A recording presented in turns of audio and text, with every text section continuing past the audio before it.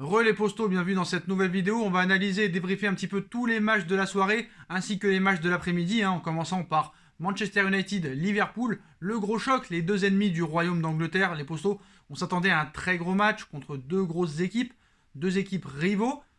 Franchement, le premier contre le deuxième, des stars sur le terrain, on attendait des buts, des occasions, du spectacle, on n'a rien eu du tout.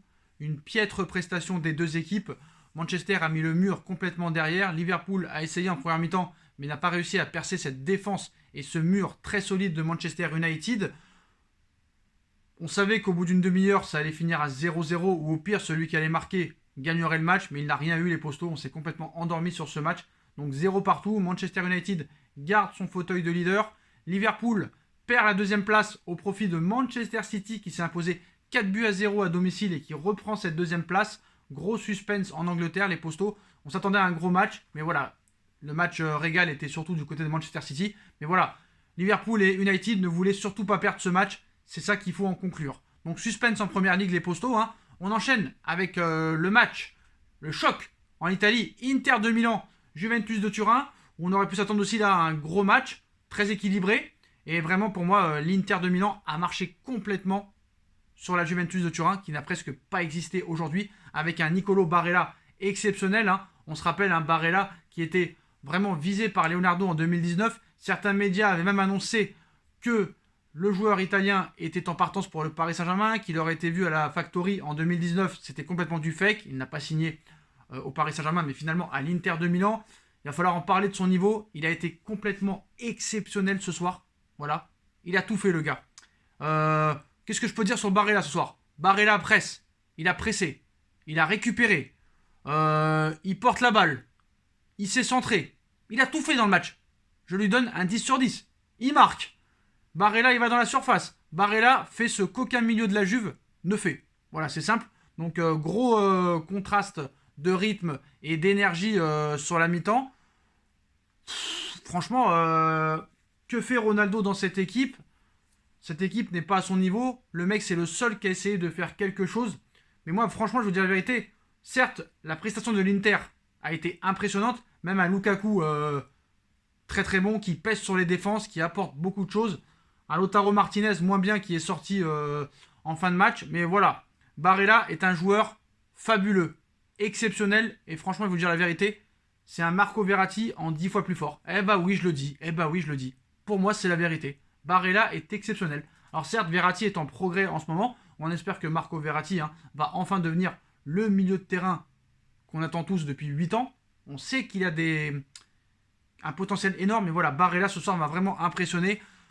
Pareil pour Lukaku, à souligner aussi, qui attire très bien la défense. Par exemple, ce qu'il a fait avec Bonucci, et qui a laissé l'espace libre à Barella pour sa course, et qui marque derrière maintenant. Bah voilà, tout l'enjeu pour l'Inter, c'est de maintenant tenir sur ce rythme le reste de la saison, parce qu'il y a vraiment une belle équipe en soi.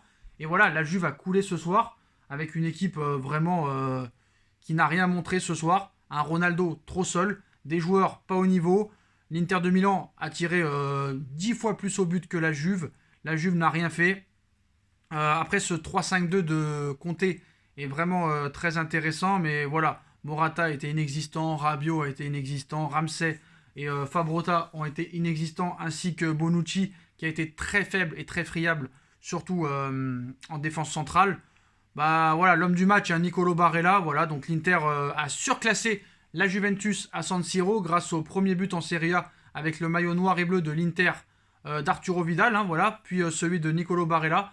Donc l'Inter ont matérialisé, pour moi, je vais dire, une domination nette, totale et sans bavure. Voilà, la Juventus était complètement ailleurs aujourd'hui, et avec Lautaro Martinez un peu plus précis dans la zone, bah, ça aurait pu faire très mal parce qu'il n'a pas été efficace ce soir. Il a raté beaucoup d'occasions.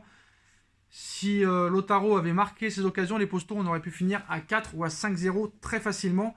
Donc voilà, donc la Juve perd encore des points. Je pense que la Serie A cette année pour la Juve va être très très compliquée, parce que là, voilà. Cristiano Ronaldo va-t-il rester jusqu'à la fin de son contrat? Là, j'en doute réellement, s'il n'y a pas de victoire en Ligue des Champions, et je ne vois pas comment il peut y avoir une victoire en Ligue des Champions.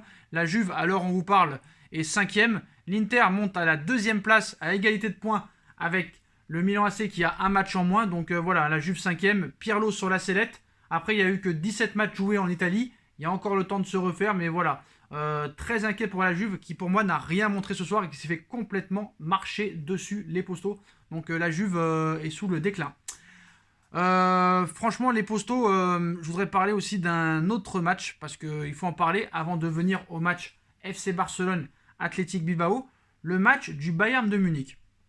Alors depuis la reprise du football, hein, enfin depuis l'année 2021, le Bayern, franchement, me fait assez peur. Voilà, on les a vus hein, en Coupe d'Allemagne se faire éliminer contre une D2 allemande. On a vu leur défaite contre le Borussia Mönchengladbach, qui est une très belle équipe en soi. Mais je suis vraiment très inquiet aussi pour le Bayern de Munich, parce que j'ai l'impression que là, c'est en train d'être en sur-régime un petit peu, et on est en train de perdre un petit peu le Bayern, qu'on a vu tout fracasser sur son passage. Donc certes, il gagne 2-1, avec encore Lewandowski, qui est totalement exceptionnel. Hein. Lewandowski, c'est même pas un cyborg, c'est même pas un robot, je ne sais pas comment lui donner son surnom. Voilà, il marche sur tout le monde cette année. Il aurait dû avoir le ballon d'or, mais voilà. Le Bayern de Munich a été très mis en difficulté lors du match contre Fribourg. Et vraiment, voilà, après les faux pas de Dortmund, Wolfsburg ou encore Mönchengladbach, le Bayern avait l'occasion de prendre le large sur ses rivaux. Ça a été fait, mais voilà. Donc certes, ils ont été dominateurs, mais franchement, Fribourg a donné pour moi une réelle et une très belle opposition au Bayern de Munich. Et le Bayern de Munich, depuis 3-4 matchs, n'est plus le Bayern d'il y a quelques mois. À voir. Est-ce que ça peut faire comme Liverpool, qui mangeait tout le monde, qui fracassait tout le monde, et à l'arrivée, on a vu, ça s'est vautré en 8e de finale de Ligue des Champions. Peut-il se passer la même chose avec le Bayern de Flick? C'est possible. On voit que cette équipe est en sur-régime. Peut-être que maintenant, les adversaires commencent à voir un petit peu le style de jeu et les clés pour les contrer. Mais voilà, le Bayern, en ce moment, n'est pas au top niveau. Donc, à voir les prochains matchs, hein, parce que pour l'instant, il n'y a rien d'exceptionnel dans le jeu du Bayern, qui est pour moi en grande difficulté au niveau du jeu les Postos. L'autre match, avant de passer encore une fois à Bilbao, Barcelone, parce qu'il y a beaucoup de choses à dire sur ce match. Lyon qui perd à domicile contre le FC Metz, les Postos. Et oui, vous ne rêvez pas. Bonne nouvelle pour le Paris Saint-Germain. L'Olympique Lyonnais